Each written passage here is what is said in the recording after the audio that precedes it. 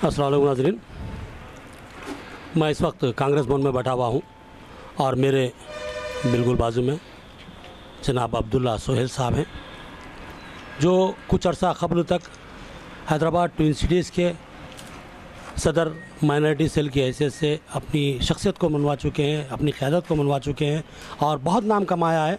और इनकी कारकर्दगी से मुतासिर होकर ही आला कमान ने हाल ही में, बिल्कुल कुछ दिन कबल की बात है, कि आपको स्टेट माइनॉरिटी डिपार्टमेंट कांग्रेस का चेयरमैन नामज़द किया है। इत्तेफाक की बात है कि उनका दौरा निज़ामाबाद ख़तरत पाया और वो निज़ामाबाद में इस वक्त मेरे साथ बैठे हुए हैं। इस मौके की मुनासिबत से कांग्रेस के ताल्लुक़ से बहुत से सवाल उठते जा रहे हैं कि कांग्रेस मुसलमानों के पास वोट मांगने आती है, लेकिन कांग्रेस कहते हैं उसकी कारकर्दगी अब तक खालिद लिहाज मानी नहीं जाती। तो इस ताल्लुक़ से बहुत से सवाल उठ रहे हैं। इस सवाल के जवाब पाने के लिए हम अब्दुल्ला सोहेल साहब से गुफ्तगू करेंगे। अब्दुल्ला सोहेल साहब, हम आपका निज़ामाबाद में रोशन टीवी की जानिब से खैर मकदम करते हैं। शुक्रिया। अब बाइज़त सदर रियासती अक़लियती सेल आपके ऊपर कुछ जिम्मेदारियाँ आयद होती है। आज मुसलमान कांग्रेस से जुड़ना तो चाहते हैं, लेकिन किस लिए जुड़ें, ये सवाल आपसे करता हूं मैं कि किस लिए जुड़ें। कांग्रेस मुसलमानों के लिए ऐसा क्या काम करेगी जिसके लिए मुसलमान कांग्रेस से वाबस्ता होना चाहिए और कांग्रेस को वोट देना चाहिए?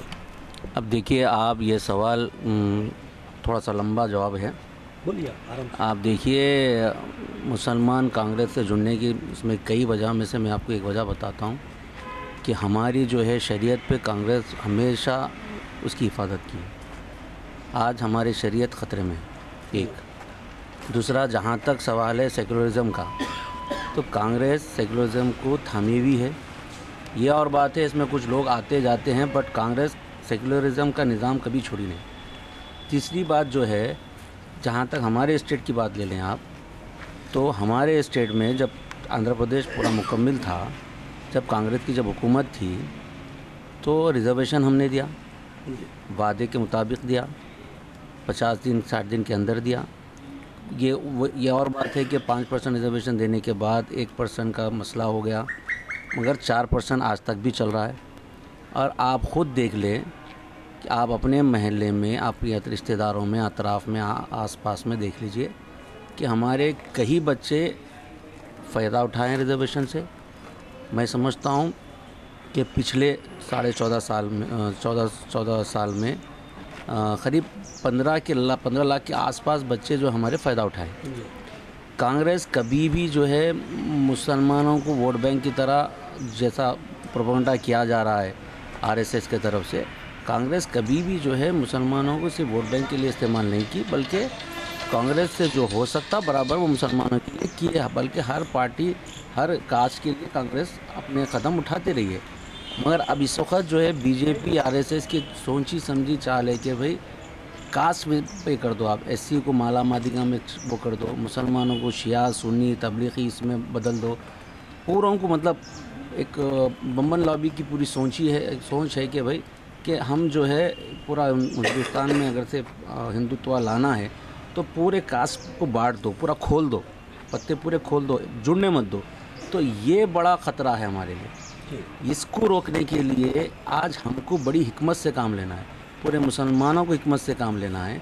और हिकमत ये इलेक्शन में हमको बताना है कि हमारी हिकमत हमारे साथ है। अल्लाह ताला हमको हिकमत, बेपनाह हिकमत अता की है। हम 313 से 1000 पे जब भारी पड़े थे तो हमारी हिकमत ही थी वो। तो हमको आज भी एक हिकमत के ज़रिए ही हमको जो है ये इलेक्शन को लेना है। और इंशाअल्लाह कांग्रेस को इस बार मुसलमान कांग्रेस को जुड़ना ज़रूरी है। यहाँ एक सवाल है अब्दुल्ला सोहेल साहब कि कांग्रेस के पास बोलने के लिए अब कुछ भी नहीं रहा सिवाय 4% रिजर्वेशन के। हमने 4% रिजर्वेशन दिया है, उसके हटे कांग्रेस मुसलमानों के लिए कहने के लिए कुछ भी नहीं रखती। ये बात मेरी नहीं है, आम बात जो उठ रही है, आम जो सवाल उठ रहे हैं वो। यहाँ पर सबसे बड़ा मसला, जैसा कि आपने कहा कि कांग्रेस सेकुलर है, तो यहाँ पर जो कुछ गोश है कांग्रेस की तरफ उंगली उठाते हुए नज़र आते हैं कि कांग्रेस के दौर में जितने फ़िरक़ावाराना फसादात हुए, कांग्रेस के दौर में मुसलमानों को जितना नुकसान पहुँचा, किसी और जमात के दौर में उतना नुकसान नहीं पहुँचा। इस सालों से आप क्या तरदीद करेंगे, कैसे करेंगे? देखिए, मैं आपको पूरा अभी तफसील बोला हूँ कि कांग्रेस, आप अभी बताया कि रिजर्वेशन के अलावा कांग्रेस के पास कुछ नहीं है तो बोलिए। मैं आपको बता रहा हूँ, मैं नहीं बोल रहा हूँ। नहीं, आप सवाल आपके ज़रिए जो भी सवाल कर रहे हैं, आपके माध्यम से मैं उनको जवाब देने की कोशिश कर रहा हूँ कि आप खुद देखिए कि हमारे 50 साल आज़ादी के बाद से लेकर अभी तक क्या हम शरीयत पे हमारे को कोई नुकसान उठाया गया? क्या हमारे को अज़ान देने के लिए तकलीफ़ दी गई? क्या हमको नमाज़ पढ़ने के लिए तकलीफ़ दी गई? बाबरी मस्जिद शहीद की गई 92 में। सुनिए, बाबरी मस्जिद जब शहीद किए तब यूपी में हमारी गवर्नमेंट नहीं थी। और आपको बता दूं, कांग्रेस में जहाँ तक आप जो सहाफ़ी है, काफ़ी दौर से आप सहाफ़त में हैं, तो आपको मालूम होना चाहिए यही कांग्रेस में मोहम्मद जानी पहले ऐसे मिनिस्टर थे जिन्होंने रिज़ाइन कर दिया था बाबरी मस्जिद की शहादत के बाद। ये एक ऐसा मौका है कि पूरे मुसलमानों के लिए एक गम का मामला है बाबरी मस्जिद, और इसमें कांग्रेस में रहते हुए भी मुसलमान जो है ना अपनी नाराज़गी ज़ाहिर करे, अपने अहदों को छोड़ दिए। और जब ये मालूम हुआ कि भाई मतलब जब कांग्रेस जब ये सोची कि भाई ये बाबरी मस्जिद का जो मसला है, ये मसले की वजह से जो है हमको काफ़ी तकलीफ़ हो रही है मुसलमानों के बीच में जाने के लिए, जब नई क़यादत हमारी आई, सोनिया गांधी जी जब आए, जब ये रियलाइज़ करे, तो फिर वो चीज़ को लेते हुए हम आप पब्लिक में आए। 2004 में हमको लोगों ने अपनाया, मुसलमानों ने अपनाया, फिर सरकार लाए, यहाँ पर भी लाए, सेंट्रल में भी लाए। और हम जो है कभी भी, आप देखिए, कांग्रेस गवर्नमेंट कभी भी शरीयत पे कभी आपको नुकसान नहीं उठाए। आपको आपकी शरीयत पे कभी भी हम तो देखिए साहब कैसा भी जी लेंगे, मगर शरीयत के बगैर जीना मुश्किल है जी। तो हमारी शरीयत पे हम कभी हमारे को नुकसान नहीं उठाए। जहाँ तक सवाल है खाने पीने का मामले में, आपको कभी उंगली नहीं उठाए कि आप क्या खाते क्या नहीं खाते, क्रिश्चियन क्या खाते क्या नहीं खाते, हमको हमारे मज़हब में जो हराम है वो खाते। तो हम आप ये कहना चाह रहे हैं कि जो सो मुसलमानों को कांग्रेस ने तहफ़्फ़ुज़ फराहम किया और शरीयत पे जो चलने की आज़ादी फराहम की, लेकिन साथ ही साथ मैं ये जो सवाल कर रहा हूँ हमारे अब्दुल्ला सोहेल भाई कि यहाँ पर कांग्रेस के दौर में मुसलमानों को तहफ़्फ़ुज़ हासिल नहीं था, मुसलमानों की जो सो माशियत को तबाह किया गया, मुसलमानों को जो सो रोड पे लाकर छोड़ दिया गया, ये इल्ज़ाम है। अभी यहाँ पर एक हवाला सामने आ रहा है कि हमारे गुज़िश्ता 4 सालों के दौर में एक भी फ़िरका वाराना फसाद नहीं हुआ और मुसलमानों की माशियत को धक्का नहीं लगा। इस ताल्लुक़ से आप क्या जवाब देंगे? ऐसा वही तो मैं आपको बता रहा हूँ ना साहब, कांग्रेस गवर्नमेंट, कांग्रेस जब भी हुकूमत में आती है तो सब तबकों को लेकर चलने की कोशिश करती है, सबको। मगर कुछ हमारे पास ऐसे कम्युनल पार्टीज़ है जिनको तकलीफ़ हो जाती है कि अगर तो पूरों को लेकर चलेंगे तो उन्हें इक़्तिदार में आएंगे, तो लिहाजा वो अपना पत्ता हिंदुत्व का खेलते हैं, फसाद कराते हैं, कांग्रेस गवर्नमेंट को बदनाम करने की पूरी कोशिश करते हैं। और ये सिर्फ हमारी सरकार में होता है। अब मैं आपसे पूछता हूँ, ये सरकार में क्यों नहीं होता? आपको मालूम है बीजेपी से जुड़े हुए, आरएसएस से जुड़े हुए, तो लड़ाई कौन करेगा? मुसलमान करता, मुसलमान कभी भड़काता, मुसलमान कभी फसाद कराता। मुसलमान को मालूम है कि इस्लाम में इसकी इजाज़त नहीं है, तो मुसलमान तो नहीं करेगा।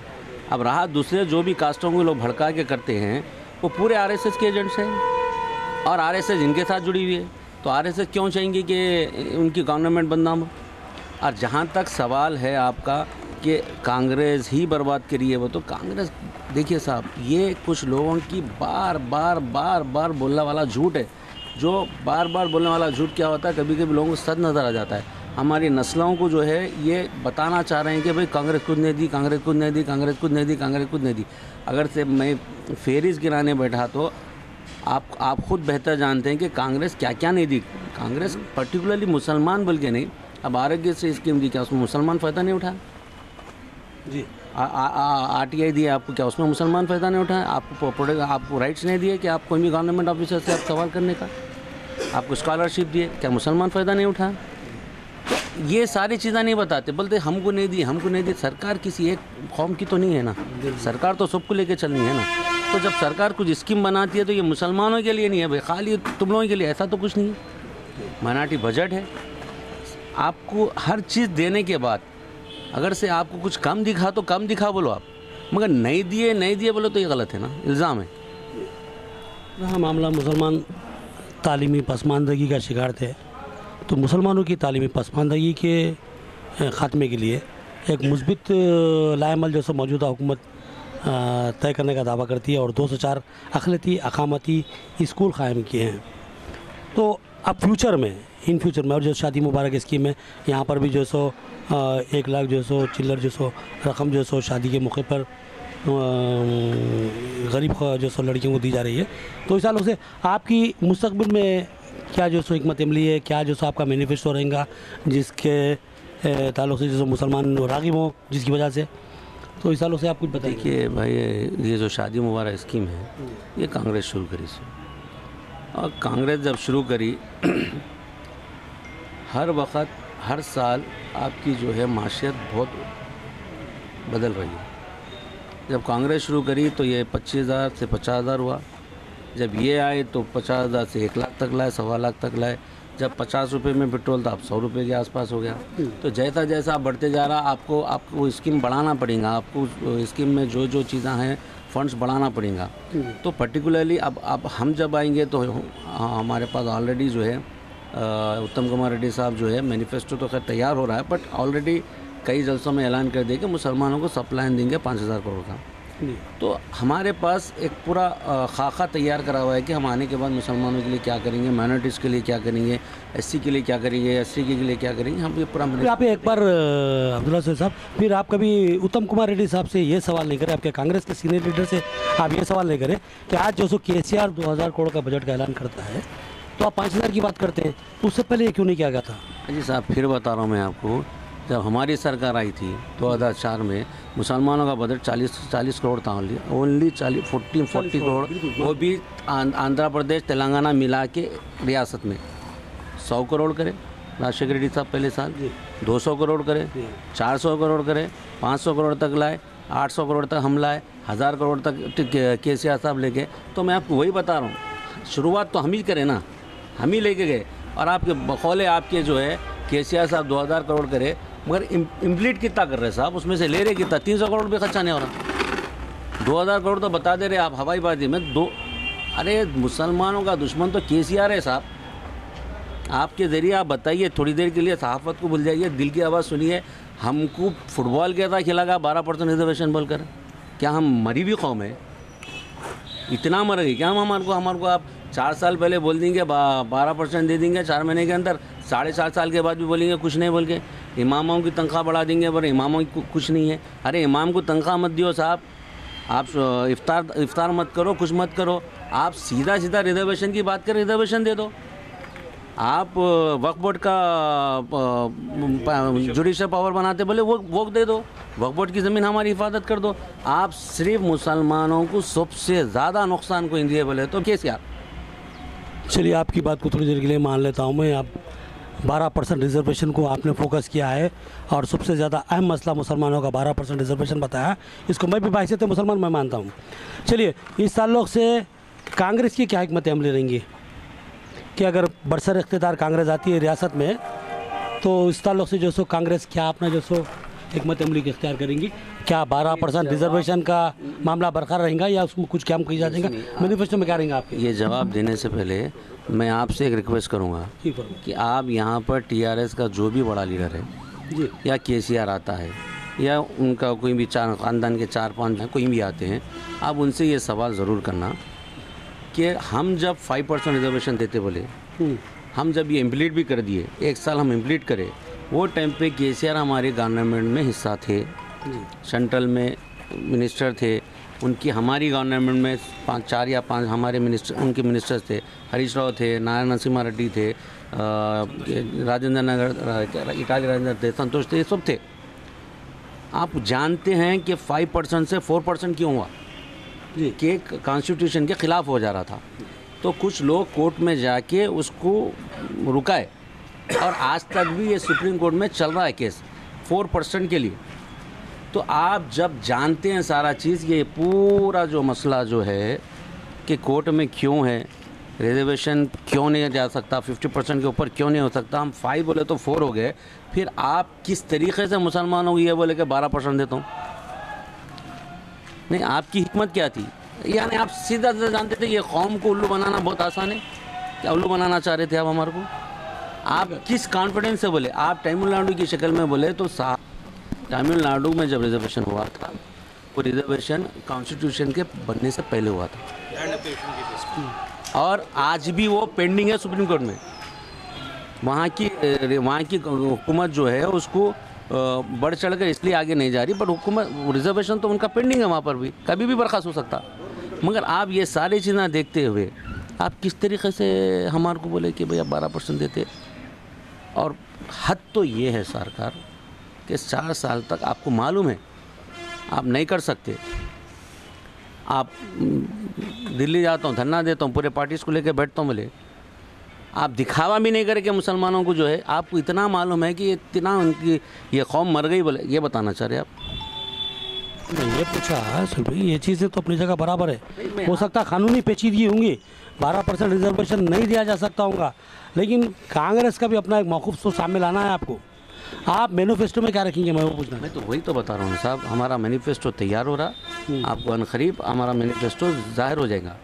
मगर मैं आपको ये बता रहा हूँ कि जैसे कि शादी मुबारक की रकम को दुगना किया जाएगा, जैसा कि उत्तम कुमार रेड्डी साहब ने वादा किया था। सब प्लान है ये पूरा जी, अच्छा। सब प्लान बनाया जाएगा 5,000 करोड़ का। उसके अलावा भी कई स्कीम्स है, कई स्कीम्स है।